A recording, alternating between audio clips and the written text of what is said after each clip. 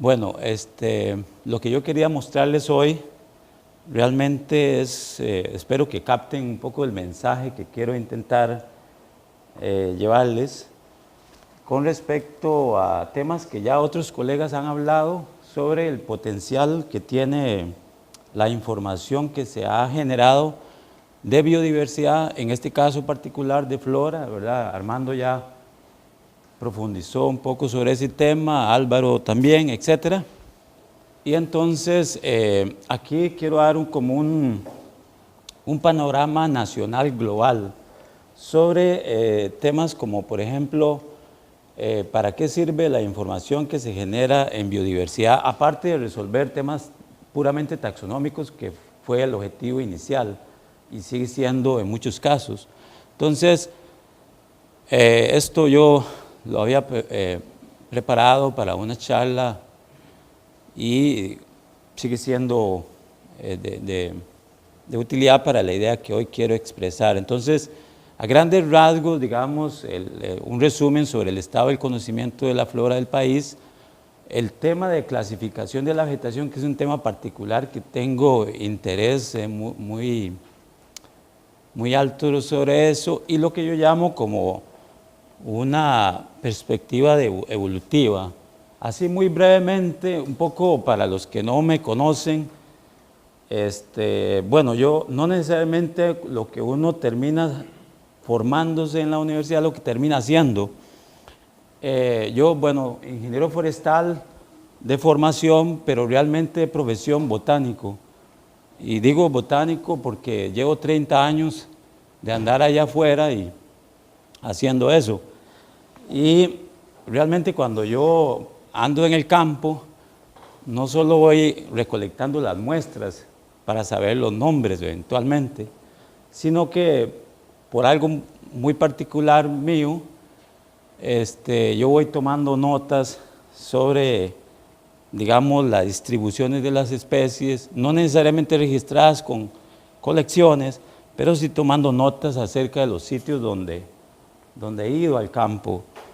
Y entonces mucho de lo que les voy a mostrar trata de resumir un poco ese conocimiento, lógicamente generado por muchos otros, ¿no? Y es lógico que el conocimiento en biodiversidad ha sido generado por una gran cantidad de actores. Entonces el país, ¿verdad?, ha utilizado diferentes metodologías para hacer la típica exploración botánica, ¿verdad?, bajo el método típico que la mayoría de ustedes conocen, ¿no?, es ir al campo en un sitio particular por algún interés, ya sea porque es un sitio que nunca se ha visitado, etcétera, etcétera, y se han utilizado transporte especializado, en algunos casos inaccesibles, como el empleo de helicópteros y demás. Realmente lo que quería arrancar es dando algunos antecedentes generales y cómo eso ir encauzándolos hacia a un tema más de actualidad. Muy rápidamente, solo para poner en contexto, Costa Rica tiene cerca de 160 años de exploración botánica, más o menos. Cuando llegó este colega danés en 1846, y realmente se dice que a partir de la llegada de él empezó la exploración típica taxonómica del país. Oersted estuvo en Costa Rica 3 años y visitando más que todo Costa Rica y Nicaragua. Y posterior a la visita de él, Anastasio Alfaro, que fue el director del Museo Nacional en aquella época, él se dio la tarea de compilar toda la información generada de los especímenes que habían sido recolectados por este botánico danés. Y entonces la lista inicial de la flora en 1888 fue de poco más de unos 1.200 especies. Y aquí no quiero entrar en detalles, pero simplemente es lógico que con más exploración el crecimiento del conocimiento de la flora ha venido avanzando.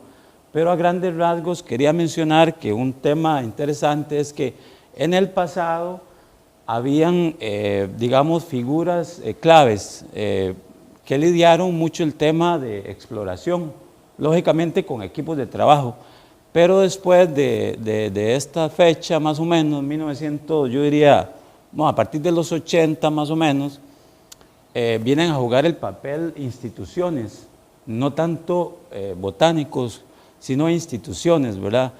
Museo Nacional, el Jardín Botánico, perdón, el Museo de Chicago, el Jardín Botánico de Missouri, el INVIO, etc.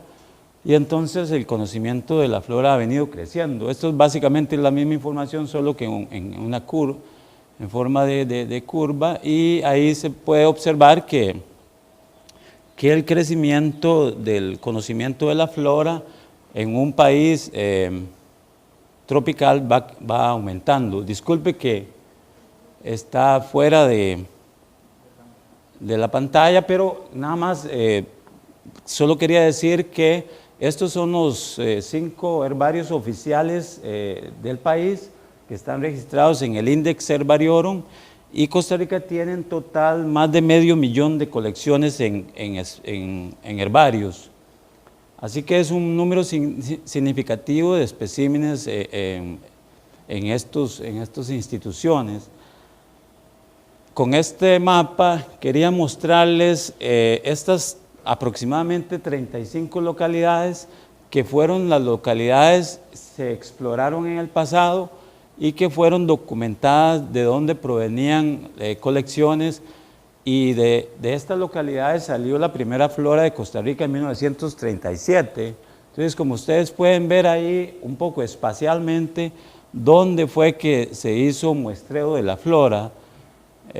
Más o menos eso sigue rutas lógicamente de transporte, ¿verdad? El tren y demás, pero esto es el panorama hoy día. Quisiera nada más que observen que un poco del tema del esfuerzo de muestreo espacial sobre el territorio nacional en términos de la flora, y vean estos grandes huecos aquí, estos allá, etcétera, etcétera. Y hoy día el panorama es así. Aunque los puntos son muy pequeños, solo quería mencionar que cada puntito de esos es una localidad visitada y puede ser una colección o cientos. Pero lo importante que observen es que espacialmente el país tiene un esfuerzo de muestreo significativo. Podríamos hacer grillas de 1 kilómetro por 1 kilómetro y calcular a grosso modo la cantidad de especímenes y especies por área.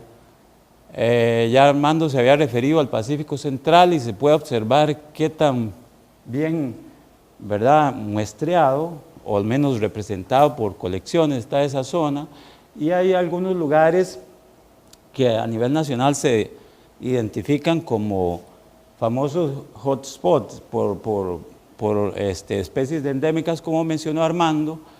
Y aquí nosotros, y esto es lo que quisiera, y es parte de este taller, del potencial que tiene la información en bases de datos, y es el hecho de que uno puede jugar con cosas como estas.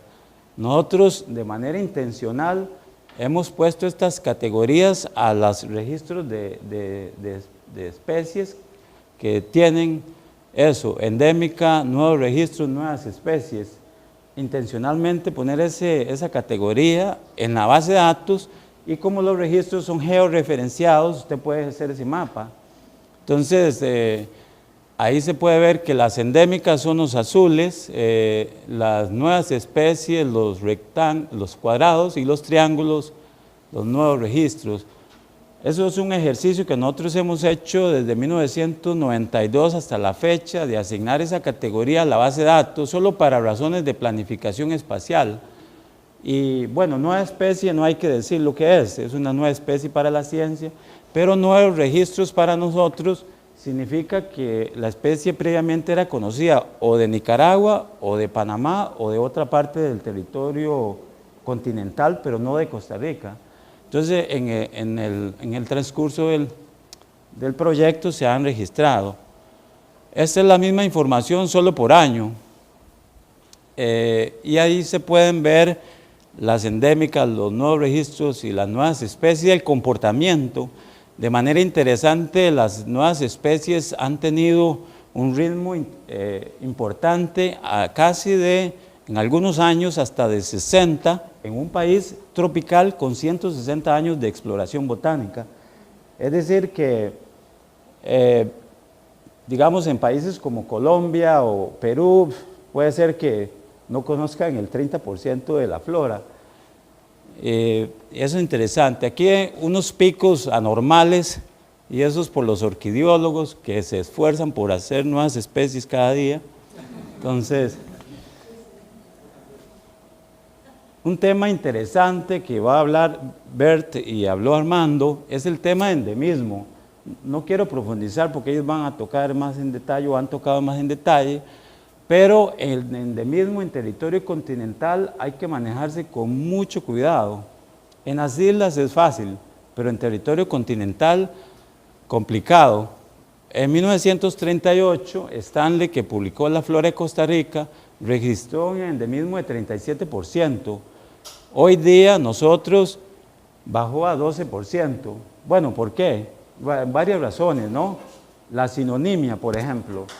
O sea, a raíz de una actividad taxonómica tan dinámica, donde la información hoy fluye por internet facilísimo, esa sinonimia y esos registros cambian como todos los días, ¿verdad? Y entonces ha reducido significativamente el porcentaje de endemismo, pero hoy día este porcentaje está más o menos estable, anda por ahí en el país. Una cosa interesante es que el endemismo uno lo puede categorizar por valores de qué tan estable o no puede ser, al menos en territorio continental. Digamos, las especies que son endémicas de zonas bajas, se sabe que tradicionalmente son una distribución muy amplia en el continente, pero las especies de zonas altas tienen una restricción en el endemismo, porque crecen en los bosques montanos o en los picos, etcétera, etcétera. Entonces uno puede categorizarlas eventualmente. Bueno, voy a seguir para no profundizar mucho, bueno, esto tal vez no es interesante, nada más quería rápidamente indicar que el país desde 1985 arrancó un proyecto sobre la flora del país y hay una serie de manuscritos ya publicados que voy a mostrar un poco más adelante una imagen. Esta, por ejemplo, ahorita hay 5 volúmenes publicados de las plantas con semillas y hay un poco más de casi 6.000 especies en estos tomos, o sea que mucha de la información que yo voy a dar proviene de ahí. Bueno, lo que decía antes, cosas interesantísimas como el descubrimiento de especies bastante relevantes, voy a mostrar algo con respecto a eso. Una famosa especie que tal vez ustedes, algunos ya saben, ¿verdad? Que resultó incluso hasta de ser una familia nueva para el mundo de plantas con flores, es este árbol Ticodendron, que es la única especie de familia endémica de Centroamérica, desde el sur de México hasta Panamá. Bueno, ahí le voy a hablar un poco más con respecto a eso, tal vez no detener mucho, pero aquí a nivel de géneros, algunos nuevos registros de géneros interesantes que se han añadido a la flora. Particularmente, por ejemplo, es un género que pertenece a una familia que estaba constituida de una sola especie en Asia, y este es del género hermano, y que cuando uno ve los especímenes de la especie en África, es exactamente ver eso, o sea, es increíble, y de eso quiero hablar un poco más tarde. Esta es la familia Canelacia, de manera interesante, encontrada en la península de Osa, en la parte suroeste del país, y con esta imagen quiero un poco ir apuntando al concepto que voy a hablar más tarde, pero la parte de biogeografía es un tema, lógicamente, que tiene que involucrar la conservación eventualmente. Vea, por ejemplo, la distribución de la familia Canelacia en el mundo, y no es sorpresa entonces que en el caso nuestro hayamos encontrado algo así. Este es otro género interesantísimo desde todo punto de vista. Y el género Nyssa es el género más estudiado, yo diría casi de plantas con flores a nivel de todos los registros fósiles, frutos, madera, polen, etcétera, etcétera. Impresionante el estudio que se ha hecho sobre este género a nivel del mundo. Y el epíteto de la especie lleva el nombre de la cordillera de Talamanca, y esa razón que es endémica de esa cordillera. Pero vean qué interesante la distribución de ese género a nivel mundial. La mayoría de las especies en el sur de Asia, un poco allá en los Estados Unidos, México, y la nuestra aquí, según los estudios de ADN que se ha hecho del género Nyssa por los colegas chinos, la especie esta de la Talamanca filogenéticamente tiene más relación con los de Asia que con los de Estados Unidos, y tiene más relación con las que algunas que están casi ya extintas aquí en registros. Entonces es un tema sumamente interesante. Bueno, tal vez muy breve acerca del limbio, ya ustedes habrán oído de María, pero nada más quería tocar un poco el tema relativo a plantas. Nosotros, bueno, arrancamos con este programa que ya voy a mostrar un poco cómo funcionaba, donde se entrenaban a personas que muchos de ellos eran guardaparques, muchos de ellos incluso no sabían cómo escribir. Hubo que enseñarles un poco a cómo capturar las notas de campo, de las descripciones de las plantas, y etcétera, etcétera. Pero nosotros descubrimos que en estas personas, la gente en campo, hay un potencial impresionante para generar información adicional. Si nosotros estos días hemos estado escuchando que nos quejamos por la ausencia de información, es porque a veces no se establece un mecanismo para generarla. Y en muchos casos, cuando tiene que ver con taxonomía, los taxónomos han sido un poco egoístas de decir que solo ellos la pueden generar, y lo cual no es tan cierto. Pero, por ejemplo, a nivel así muy rápido, cómo funcionó, digamos, ese programa en nuestra institución, es que existían estos famosos grupos taxonómicos de trabajo, y los grupos estaban compuestos por estos 4 pilares, donde están los parataxónomos, los técnicos, los curadores y los taxónomos internacionales, básicamente.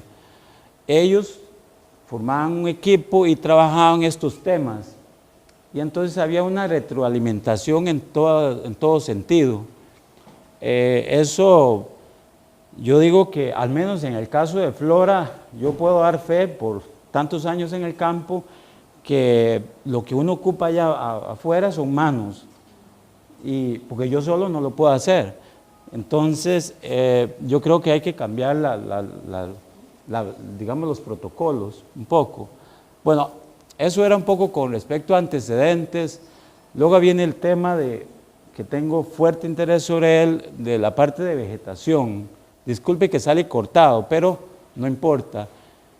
Resulta que más o menos en 1865 este alemán fue uno de los que primero hizo un intento de identificar algunos grupos de vegetación en el país, usando el elemento florístico. Aquí un breve resumen de los más importantes que se han aportado a nivel de país, y un poco la nomenclatura que ellos usaron. Entonces no quiero entrar mucho en detalle, pero nada más quería mostrar las diferentes divisiones que se proponían. No sé por qué sale tan cortado, pero nada más quería comentar de los más relevantes en el país, que se ha utilizado mucho, ¿verdad? Lógicamente el sistema Holdridge, y luego el sistema de unidades bióticas, y bueno, el sistema Holdridge, que opera básicamente con datos climáticos. Esto es el panorama que resulta de los elementos climáticos, y ya ustedes, algunos, por lo menos los de la región centroamericana, sí son más familiarizados con este sistema, y ahí se ve más o menos a grandes rasgos en el terreno donde están esas zonas de vida del país. Luego, rápidamente, otros colegas nacionales propusieron un sistema de unidades bióticas y ellos le dieron más relevancia o por lo menos le pusieron bastante énfasis al tema de la estacionalidad. Aún así, desde mi punto de vista, aquí pueden ver muy a grosso modo las diferentes categorías, son poco más de 55, pero cuando usted las mapea, como se ve ahí más o menos, realmente para la conservación se torna muy complicado, por lo menos llevarla de manera efectiva. Este es el mapa que mostré antes, nada más para recalcar el hecho de lo que se, digamos, lo que se propone. O sea, rápidamente nada más enfatizar que entonces espacialmente el país tiene un buen esfuerzo de muestreo. Están estas categorías que ya hablamos, de las endémicas y otras. Y entonces, a razón del proyecto del Manual de Flora, este que les comentaba, nosotros hicimos un ejercicio de identificar lo que llamamos regiones florísticas. Y regiones florísticas, lógicamente, obedece a darle peso a la composición florística, ¿verdad? No tanto al clima. Por supuesto, el clima llega a tomar un papel relevante, más tarde voy a hablar de él. Entonces, es un ejercicio que nosotros hicimos dentro de nuestra institución, lo utilizamos para decir dónde voy a ir al campo. No es que arbitrariamente yo voy a ir, mucha gente sí lo hace, ¿no? Yo voy a ir donde yo quiero, pero por establecer prioridades, porque nunca hay plata para ir a todo lado, entonces los sitios rojos eran de alta prioridad. Bueno, nada, rápidamente, ¿verdad? Costa Rica tiene páramo, que es un tipo de vegetación que es herbácea, que es arriba de la línea de bosque, arriba de los 3.300, y bueno, eso nada más. Ahora quiero entrar un poco en el tema que quiero estar proponiendo, o por lo menos madurando la idea, muy breve como información, ya está de más probablemente, pero vean dónde estamos. Lógicamente la flora nuestra es a razón de esa posición geográfica. Hay una cosa interesante que yo, digamos que es importante tener presente. Según este artículo, hace 50 millones de años el trópico estaba allá arriba, ¿ve? Y hoy día, digo yo hoy día, 15 millones de años, el trópico es este. Entonces vea la fluctuación de la banda tropical a nivel mundial.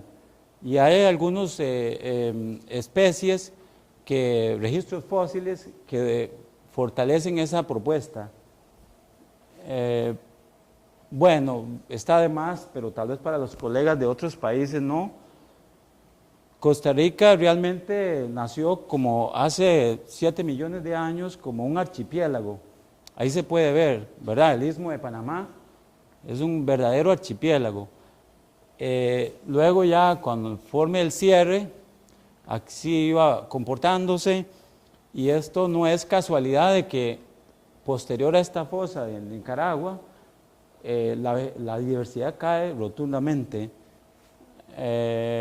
Después, una cosa que quería comentar a razón de esto, es que nuestra famosa isla del Coco está en este lado, en el Pacífico, pero el 60% de su flora es de origen de las Antillas. Y eso es a razón de esta situación. Hay una teoría que dice que las Antillas estuvo más acá, entonces los elementos fluían libremente. Bueno, no quiero detener mucho en eso. Esta es la distribución de los mamíferos a nivel de América, donde el centro de diversidad creció en el sur. Viajaron del norte y al sur, pero en plantas fue lo opuesto. Más bien fue hacia allá, hacia el norte. Bueno, en Costa Rica, por ejemplo, algunos registros fósiles interesantes es el de género Juglans, de la familia Juglandaceae. Este género naturalmente solo llega hasta Nicaragua, En Costa Rica no crece en forma silvestre. Los que tenemos por ahí en los cafetales es plantado. Pero vea qué interesante.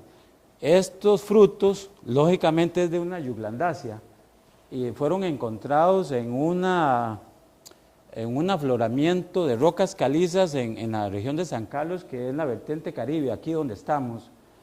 Y ahí cuando la gente estaba literalmente moliendo la piedra para abonar la piña, imagínense, encontraron estos registros raros y entonces llamaron a colegas de la UCR, geólogos, y los extrajeron. Al final de cuentas es una euglandaceae y es interesante, pero no quiero profundizar mucho en eso, nada más quiero llamar la atención sobre el tema de registros fósiles.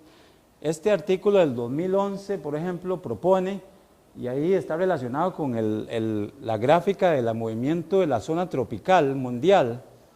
Este artículo propone que Ticodendron, que es un árbol descubierto en 1989 en Costa Rica, realmente, según este estudio, ¿verdad?, tiene sus cosas que hay que analizar con detalle, pero según por ejemplo, el investigador se llevó frutos de aquí, del volcán Camino al Barba, y él hizo cortes transversales, aquí están las anatomías, y lo comparó con estos registros fósiles de este género que está en este famoso sitio al sur de Londres, que ha sido un sitio interesante de registros fósiles, y según dice el artículo, Ticodendron estaba presente en esa fosa en el sur de Londres.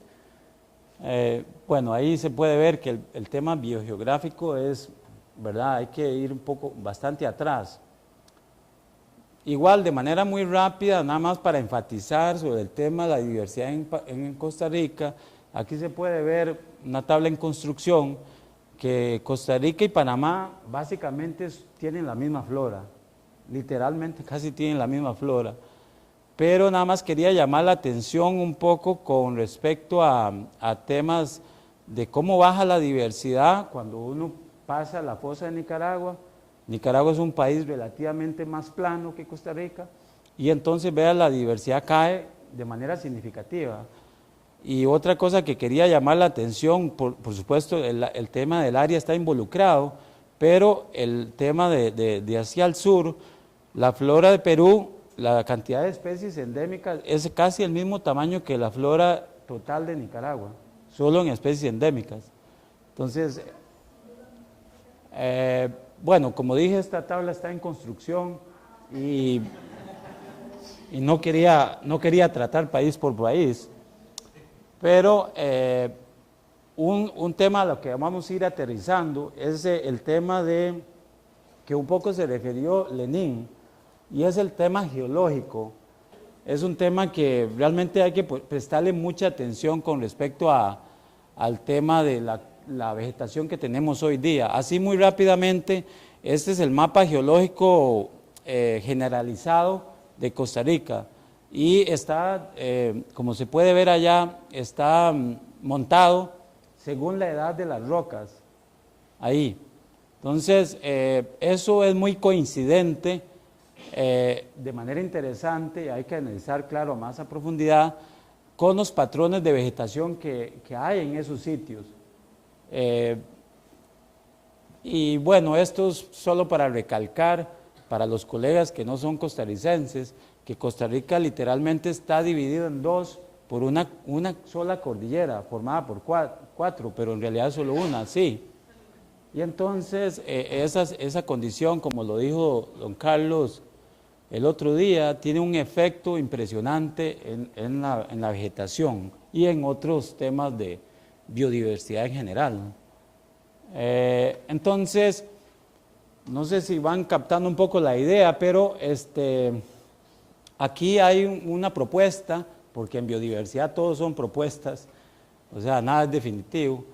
Se puede, haciendo un ejercicio de darle peso a la composición florística, de ese arreglo espacial en el terreno, y lógicamente esto es una escala gruesa, y casi que podríamos decir, por ejemplo, si se usara la analogía, con que la diversidad se mide la alfa, beta y gamma, uno podría decir a grosso modo que esta es como la gamma, ¿verdad? O sea, lo grueso, lo fino viene posterior, pero quería llamar la atención sobre esta propuesta y, por ejemplo, para ir bajando, porque lo mencionó Enrique ayer y es un tema muy importante, es el tema de escala. Para ir bajando en escala, por ejemplo, vean, nosotros estamos en esta región aquí, ahorita, justamente ahí, y entonces solo usando el elemento topográfico uno puede subdividir esta unidad en dos subunidades y solo usando la elevación, esto es 0 a 100 metros, o sea, ahí captura usted todos los bosques anegados, esto es donde estamos ahorita. Y cuando ya hay una topografía arriba del anegamiento, la composición varía enormemente. Entonces uno puede buscar esas divisiones y jugar un poco con eso. Igual aplica el razonamiento en la Baja Talamanca, etcétera, etcétera. Y la península de Osa, por ejemplo, todos estos sitios más pálidos son suelos sedimentarios, aluviones, de llanuras, y ahí se instala una vegetación muy diferente a la vegetación que está en los cerros, etcétera, etcétera. Por ejemplo, la cordillera de Talamanca que mencionábamos está subdividida en dos, véalo así, de manera intencional. Este es el lado Caribe y este es el lado Pacífico. Por la sombra de lluvia hay una estacionalidad muy marcada aquí. Entonces, bueno, sí. Y bueno, para seguir un poco avanzando con el tema, ya Armando se había referido a esto, de la situación de los datos que provienen de colecciones de herbario que se generaron para resolver un tema taxonómico. Aquí hay algunos sesgos asociados. Yo creo que lo interesante en todo esto es saber que los sesgos están ahí y saber cuáles son, pero algunos de ellos son como estos. Por ejemplo, hay concentraciones de colecciones en ciertas zonas, generando vacíos geográficos de información en otras. Hay un tema taxonómico, hay ciertos grupos que han sido mejor estudiados. Hay un tema, en el caso de flora, un tema fenológico. Los botánicos siempre andan buscando las plantas fértiles, porque es el medio para resolver la taxonomía. Entonces ahí hay un sesgo por fenología, ¿verdad? Que está relacionado con fechas, los viajes al campo, y está el tema del factor humano. Por ejemplo, a mí me gustan los árboles, entonces yo ando viendo para arriba, pero hay colegas que andan viendo para abajo, porque estudian helechos, hierbas, y entonces está el tema taxonómico involucrado. Así muy rápidamente. Decíamos que, bueno, hay varios factores que afectan la distribución de plantas. Por ejemplo, Gentry y este otro colega citaban esos 4 ahí en negrilla, que estaba relacionado con la precipitación, los suelos, la altitud, la latitud. Lógicamente las perturbaciones juegan un papel importante, la topografía, la temperatura, la estacionalidad. Y la estacionalidad, hay 2 tipos de estacionalidad, una en temperatura y otra en precipitación. Por ejemplo, aquí en las zonas bajas, a grosso modo, la estacionalidad es de temperatura, mientras que en las zonas altas la estacionalidad es más de precipitación. Entonces eso, dependiendo de la escala altitudinal, afecta la vegetación. Después está el tema geológico que hablábamos ya hace un rato. No quiero detener mucho, pero vea que en estacionalidad es interesante. Estos son los páramos de Costa Rica y Panamá. Y si pusiéramos la línea divisoria continental, va como por aquí. Entonces los páramos nuestros, los más verdaderos páramos, están básicamente del lado Pacífico, mientras los páramos de Panamá están del lado Caribe. Y entonces la humedad que viene del Caribe afecta a páramos más húmedos, y los páramos de nuestros son páramos más relacionados con los páramos de Venezuela y Colombia, que son páramos del Pacífico, estacionales. Eso es nada más para citar el tema de estacionalidad. El tema de topografía, hice esto así muy brevemente. Solo para comparar las cordilleras, la cordillera central es la que está atrás de nosotros ahorita, y la cordillera Talamanca, que es la mayor cordillera. Solo así, a grosso modo, si uno hace una evaluación de los picos, ¿verdad?, puede ver que la cordillera de Talamanca es significativamente irregular. 5 macizos volcánicos en la central y 11 o más en la Talamanca, la mayoría arriba de 3.000 metros. Eso hace una topografía impresionante. Después vean temas como, por ejemplo, el origen geológico. La central es volcánica casi enteramente y la cordillera de Talamanca es de formación local, in situ. Después vean temas de diversidad, por ejemplo, la central tiene una composición muy amplia, la diversidad en géneros, pero en la Talamanca 75% de los géneros tropicales son de origen andino. Entonces por ahí se van viendo algunos temas que tienen que ver con la posición de la cordillera, etcétera. Ya esto lo había mencionado Enrique, no quiero profundizar, pero entonces estos 3 elementos juegan un papel importante sobre la presencia o ausencia de las especies. La propuesta que les estaba mostrando antes, que quiero enfatizar un poco más, está un poco relacionada tratando de aplicar este concepto, ¿verdad?, un poco modificado, pero es un concepto interesante, y este concepto determina estas 3 condiciones de lo que podría tener el perfil de las especies. Y entonces la idea es que la dominancia que ejercen ciertos elementos de la flora tienen un impacto sobre la composición general del ecosistema. Entonces quería mencionar eso. Bueno, en el caso de distribuciones restringidas, por ejemplo, las cactáceas en Costa Rica han sido bastante estudiadas. No somos un país de cactáceas, lógicamente, porque somos un país bastante húmedo, pero vea, por ejemplo, este melocactus está restringido a la zona más árida del país. Y esos 2 puntos ahí no significa que es que no conocemos si en el resto del país hay o no hay, es que no hay. Aquí es exclusiva.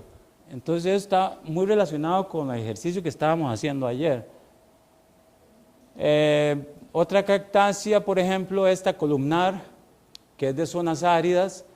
Vea qué interesante, yo comentaba con Armando que si usted pone aquí el tema geológico, Costa Rica nació como un cordón así, y el bosque seco original de América va por el borde Pacífico, y entonces la presencia de estos registros no es nada casual, o sea, es interesante.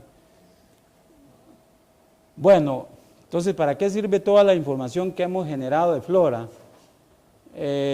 Como ya comentó Lenín y otros compañeros, la idea es utilizar esa información, lógicamente, para apoyar las gestiones de conservación que el país hace. Y bueno, dado que mucha de la información es lógicamente taxonómica, hay que adaptarla. Un poco la idea con esta propuesta tiene dos características. Una es que la cantidad de unidades no sea científicamente lógica, pero que sea administrativamente factible. Porque la conservación necesita herramientas de administración y administración del espacio. Si uno cae con una propuesta por ejemplo, un poco para comentarles el antecedente, nosotros lo que hicimos originalmente fue sobreponer las capas del sistema Holdridge, de las unidades bióticas, todas las unidades florísticas, todas las 3 capas juntas, y de ahí salió una matriz de división del país, pero salieron como 250 categorías. Eso desde el punto de vista de administración es imposible. y probablemente puede ser que desde el punto de vista científico tiene sentido, pero para administrar eso es imposible. Si ahorita es imposible como se tiene, más imposible sería esa. Por ejemplo, Armando mostró un tema interesante el otro día, y es con el área de ACOPAC. Si recordáramos lo que él mostró, tiene muchos patrones de estos, muchos. Y yo creo que Julio, que está aquí, ellos se quiebran la cabeza para ver cómo administrar y controlar todos esos patrones en un ambiente tan heterogéneo. Entonces, esta propuesta, lo que yo intento es que tengamos un país con áreas de conservación más biológicas, no políticas. Porque, por ejemplo, si Julio tiene en su área de conservación solo un patrón de estos, podría manejar solo un patrón y administrativamente sería más fácil. Y no manejar como 5 patrones, como 5 o 6 que Armando mostró. O sea, me parece que por ahí anda el asunto. Rápidamente lo que nosotros hicimos fue sobreponerse esta capa, las áreas protegidas. Lo más verde es lo que hoy se tiene conservado, ¿verdad? Como pueden ver, en general no está cubierto muchos patrones, pero vean una cosa interesante. La conservación tradicionalmente en Costa Rica ha sido proteger los bosques primarios, o sea, es un asunto de si tiene la estructura del bosque original, y eso desde mi punto de vista tiende a ser un error. ¿Un error por qué? Por ejemplo, vean esta región aquí, este es el Valle del General. El Valle del General está completamente destruido por la producción de piña, pero la composición florística de ese valle no está representada en ninguna otra área del país.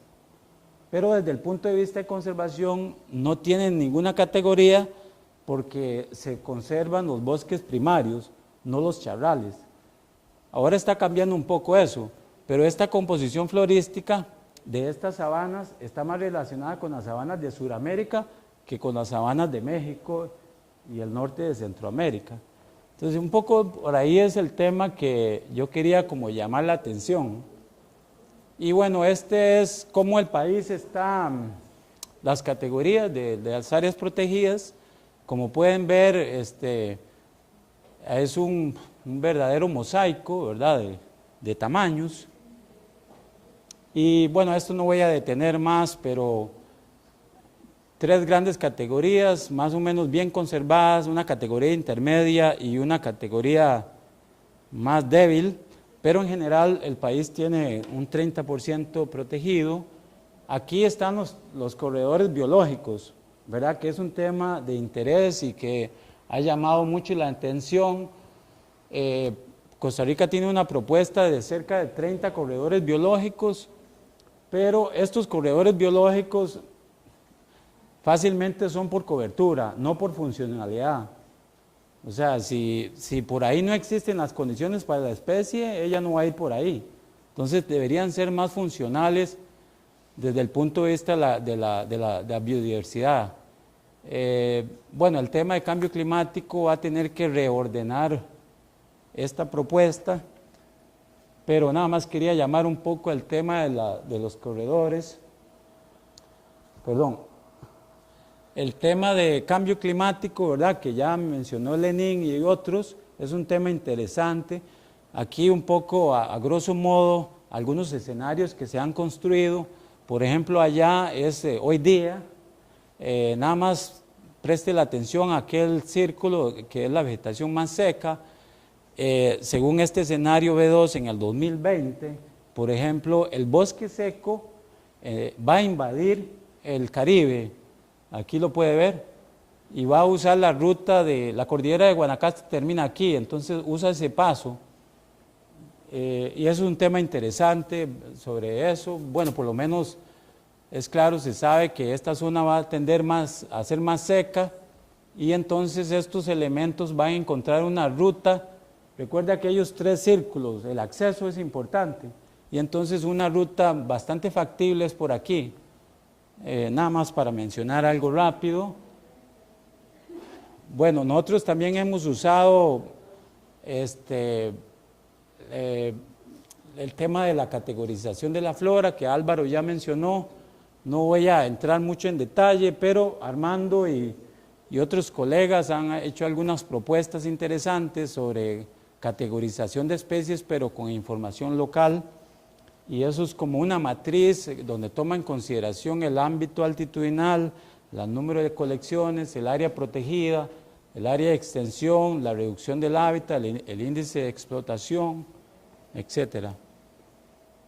Y salen mapas como estos. ¿Qué más?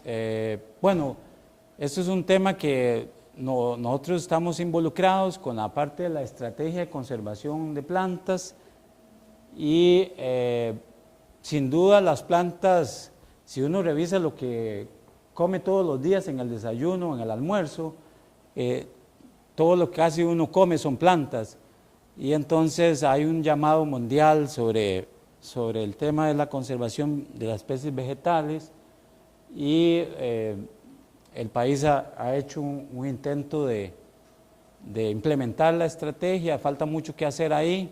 Y ya para ir cerrando, estábamos hablando de los temas de datos cuantitativos, no de presencia-ausencia, sino cuantitativos, y hay una red nacional de parcelas permanentes, y ahí se ven los puntos rojos donde hay parcelas permanentes en el país. En esta región donde estamos ahorita se puede ver que hay una cantidad impresionante de parcelas. Entonces es un tema no solo interesante para muchas cosas de planificación, sino también para documentar que realmente esta unidad de aquí es diferente a esta y a esta otra, etcétera, ya por datos cuantitativos. Y para cerrar, nosotros hicimos con este proyecto financiado por la iniciativa Darwin, hicimos un ejercicio, bueno, interesante, donde se involucraron anfibios, reptiles, escarabajos y plantas. Hicimos toda una exploración de varias expediciones en la vertiente caribe del Parque Internacional La Amistad. Para los que no son locales, este parque es binacional, ¿verdad? Costa Rica, Panamá. Por aquí más o menos va la divisoria, y es un parque, básicamente un parque altitudinal, porque va de los 80 metros en Panamá hasta los 3.800 y resto en Costa Rica. Entonces es un parque altitudinal que cuando uno trabaja en un ecosistema altitudinal, la elevación imprime un carácter importante en la vegetación. Entonces, a muy grosso modo, se intentó hacer esto, y lo que se buscaba con este proyecto en general, así de manera resumida, era de que la planificación y conservación de esta gran área debería seguir las mismas, digamos, por ejemplo, los que trabajan en Panamá, tanto los que trabajan en Costa Rica, deberían tener noción global, ¿verdad?, de la biodiversidad que esa gran área tiene, que si un efecto del lado panameño podría estar afectando el de Costa Rica o viceversa, y entonces para temas de planificación binacional necesita una herramienta en esa línea. Yo creo que es todo, sí. Gracias.